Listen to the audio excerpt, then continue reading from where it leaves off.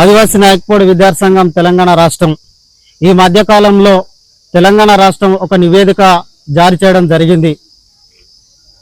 ఆదివాసీ నాయకపోడు 1949లో స్వతంత్రంగా మా తెగ ఉండేది.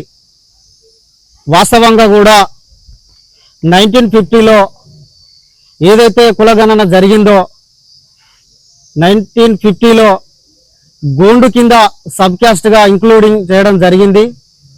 అప్పటి నుంచి నాటి నుంచి నేటి వరకు కూడా నాయకపోడుకు తీవ్రమైన అన్యాయమే జరుగుతోంది.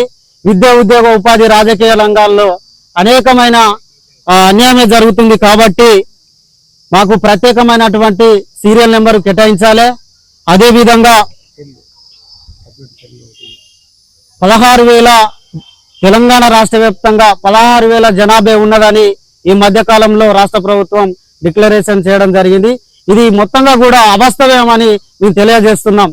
ఈ ఎంటైర్ స్టేట్ లో మొత్తంగా కూడా 6 లక్షల పైచిలకు జనాభా కలిగినటువంటి అతి న్యాచురలమైనటువంటి తెగ నాయకపోడు తెగ. ఈ రోజున మా తెగను చిన్న చూపు చూడడం ఇది సరికాదనే విషయాన్ని కూడా మేము ఈ మీడియా ద్వారా తెలియజేస్తున్నాం. వచ్చే కేంద్ర రాష్ట్ర కులగణనలో నాయకపోడుని ప్రత్యేకంగా మా జనాభాను సవరించాల్సినటువంటి అవసరం ఉన్నది. కాబట్టి ఈ మీడియా ముఖంగా మేము తెలియజేస్తున్నాం. ఆదివాసీ నాయకపోడు విద్యార్థి సంఘం తరఫున మేము తెలియజేస్తున్నాం. ఓకేనా?